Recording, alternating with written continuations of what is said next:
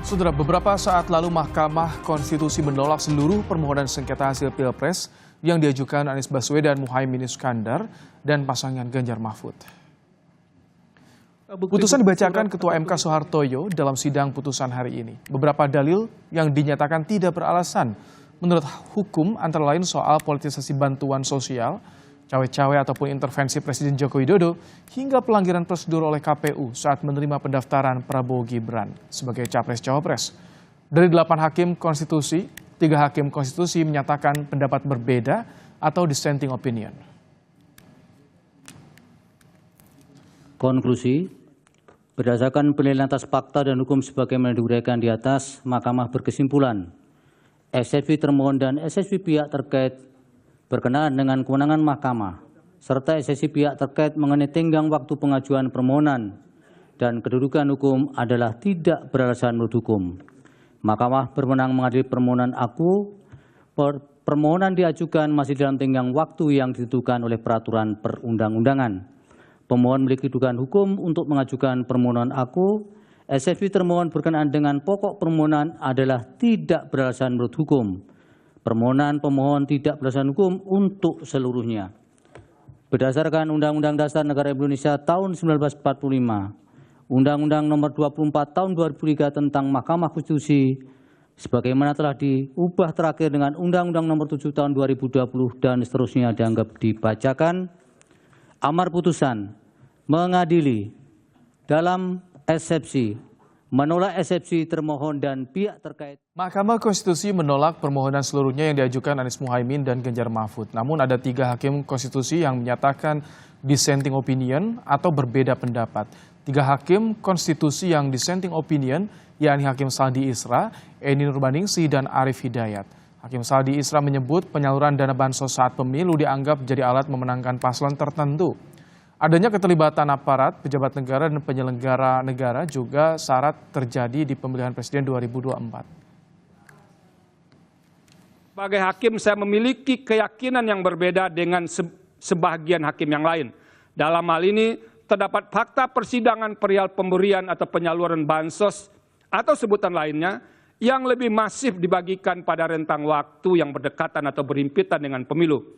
Praktek demikian merupakan salah satu pola yang jamak terjadi untuk mendapatkan keuntungan dalam pemilu.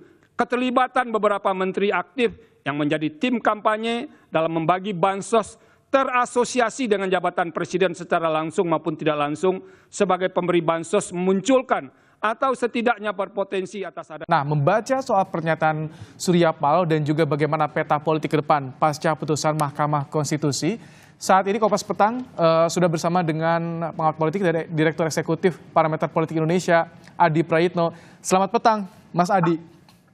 Selamat petang, Ibrahim. Baik, Mas Adi, putusan MK ini seolah menjadi tembok yang kita tunggu-tunggu bagaimana ke depan arah peta politik kita. Kalau Anda melihat, membaca, bagaimana kemungkinan yang akan tersaji nanti usai putusan MK hari ini, Mas Adi? Saya kira memang kalau kita melihat kecenderungan secara umum, peta politiknya itu akan bergeser. Dulu saling berkonfrontasi dan ke depan sangat mungkin itu akan saling berkoalisi dan saling berkongsi. Ini misalnya ketika kalau kita menghitung satu persatu pernyataan-pernyataan elit-elit partai yang kalah, itu kan secara umum sudah menyatakan menerima dan mengucapkan selamat kepada Prabowo dan Gibran sebagai pemenang Pilpres. Baik ucapan ini disampaikan setelah KPU mengumumkan secara deklaratif siapa yang menang Pilpres, ataupun ketika Mahkamah Konstitusi memutuskan bahwa gugatan yang dilayangkan kubu 1 dan 3 itu ditolak. Ini kan sebenarnya menjadi satu indikasi bahwa partai-partai politik kubu 1 dan 3 ini sudah mulai melunak dan mulai mengakui Pilpres itu sebenarnya sudah usai. Yang kedua, dari segi Prabowo Subianto, saya kira memang setelah Pilpres usai, Prabowo selalu mengatakan bahwa politiknya adalah politik rangkulan, politik gotong royong, politik kerjasama yang saya kira itu hampir 6 kali disampaikan oleh Prabowo Subianto dalam event-event politik yang cukup penting. Bahkan Prabowo mengatakan sekalipun pihak-pihak yang selama ini saling berseberangan, gitu ya, berhadap-hadapan secara politik, tapi itu akan dijamin untuk diajak kerjasama untuk membangun Indonesia di masa yang akan datang. Ini yang saya kira menjadi satu stimulus bagaimana pada segi Prabowo Subianto memang ada intensi untuk mengajak partai-partai yang kalah dalam pemilu untuk menjadi bagian dari koalisi. Ini langkah ini akan mulus atau tetap bakal ada rintangan Mas Adi ke depan? Karena tadi ada tanggapan dari Surya Paloh yang soal tak tegas, dibilang merapat atau tidak merapat kepada pemerintahan Prabowo Gibran. Apakah ada usul lain? Itu yang ditanyakan Surya Paloh. Apakah ini juga jadi gambaran tak mudah untuk bisa merangkul semua pihak di sini?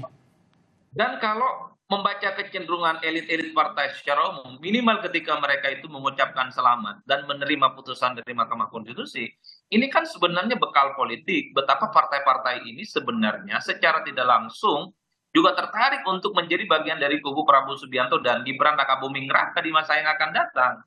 Kalau kita ingin melihat variabel-variabel lain, per hari ini misalnya soal hak angket itu nyaris tidak pernah ada bunyinya lagi.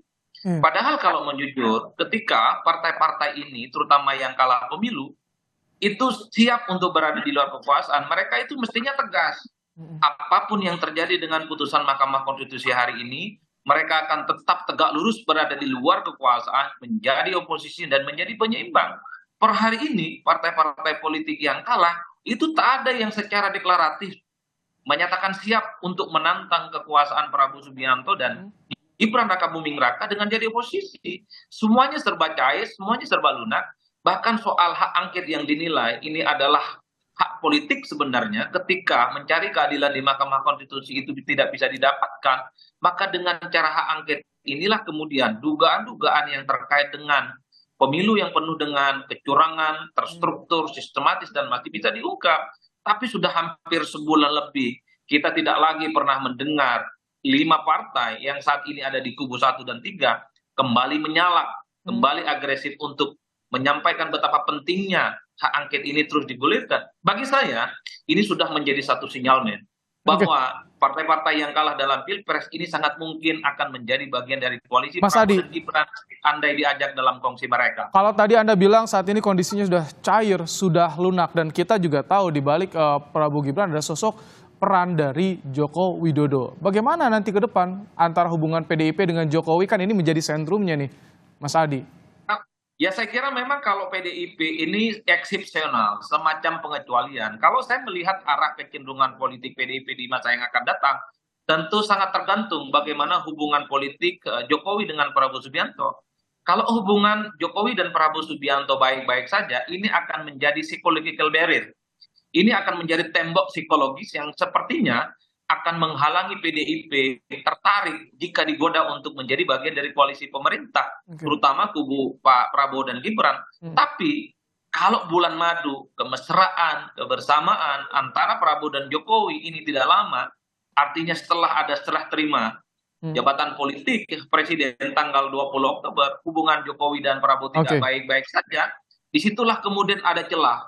Jika betul PDIP itu diajak kerjasama dan menjadi bagian dari koalisi Prabowo, bukan tidak mungkin PDIP juga akan tertarik menjadi bagian koalisi di dalamnya. Baik, terima kasih Mas Adi Praitno telah membaca kemungkinan peta politik yang akan tersaji pasca putusan Mahkamah Konstitusi. Terima kasih Mas Adi.